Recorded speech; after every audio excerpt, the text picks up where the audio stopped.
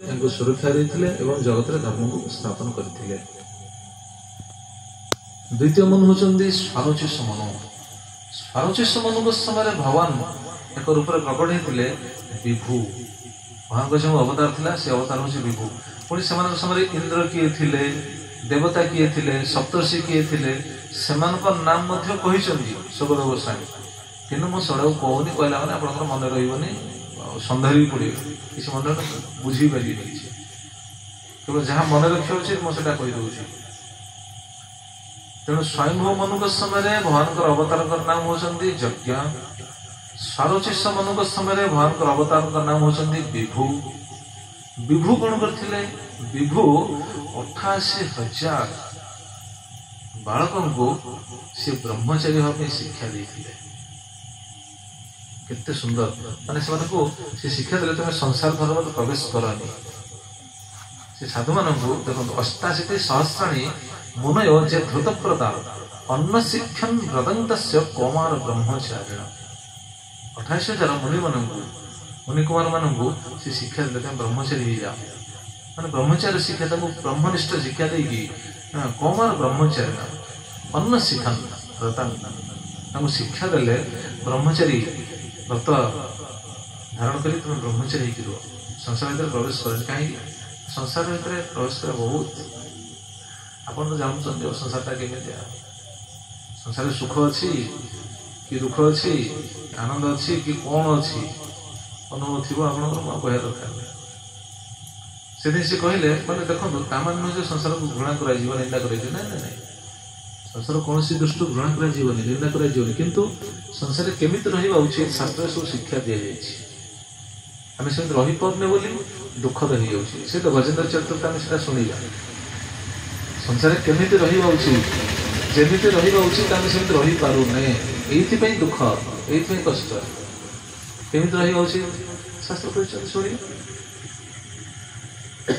से 88,000 मुनि ऋषि एम कौन कले ना ब्रह्मचारी भाव शिक्षा देते। 88,000 पूरा साधु हो गले कौटी अच्छी शास्त्र लिखा कारण ये क्यों समय कथा ये द्वितीय मनु समय कथा स्वारोचिष मनु समय कथा।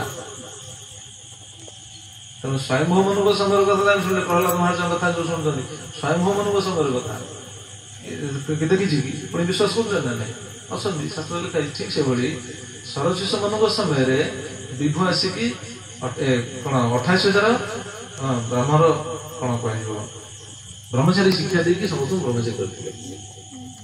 तृतीय होती उत्तम मनु। उत्तम मनु समय भगवान अवतार नाम होती सत्यसेन।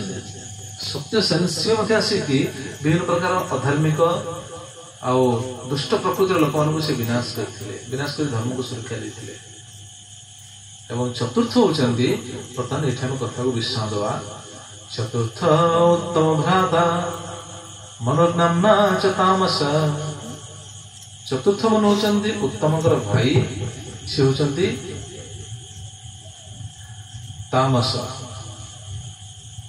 तेणु स्वयंभव स्वारोचिष उत्तम तामस। प्रथम स्वयंभव मनु, द्वितीय होती स्वारोचिष मनु, तृतीय होती उत्तम मनु, चतुर्थ होती उत्तम ही भाई सी होती तामस। तामस मनु समय कौन होते ये कहते तामस मनु समय भगवान गोटे विचित्र लीला करते। तत्रापि यज्ञ भगवान हरिण्या हरिमेधस हरित्याहुत जेन गजेन्द्र मोचित ग्रहा। ये सुखदेव से कौन कहले हरि नाम रे तामस मनु समय भगवान गोटे रूप में प्रकट होते हरि। पिता नाम था हरिण्या हरिमेधस। पिता नाम था हरिमेधस माँ नाम था हरिणी। ये पितामाता को माध्यम करी भगवान जगत में प्रकट होते नाम था हरि। से हरि कौन करते हरि इत्याहुत जेन इति आहुत से डाकिकी माने जन डाकी से आसी किए डाकी ना गजेन्द्र गजेन्द्र डाकी कहीं डाकी ना मोचित ग्राह ग्राह धरता बोले ଗ୍ରାହା ଧରିଥିଲା ବୋଲି ସେଥିରୁ ମୁକୁଳିବା ପାଇଁ ଗଜେନ୍ଦ୍ର ଡାକିଥିଲେ, ଭଗବାନ ଆସିକି ତାଙ୍କୁ ସେ ଗ୍ରାହା କବଳରୁ ମୁକୁଳେଇଥିଲେ। ଦେଖନ୍ତୁ, ପୂର୍ବର ଯୋଉ ସବୁ କଥା ଶୁଣିଲେ ସେ କଥା ଶୁଣି ଶୁଣି ଶୁଣି ଶୁଣି ଯାଉଥିଲେ, ଏଇଠି ବର୍ତ୍ତମାନ ପରୀକ୍ଷିତ ପୁଣି ଅଟକେଇ ଦେବେ, କହେ ଆପଣ ମତେ କୁହନ୍ତୁ।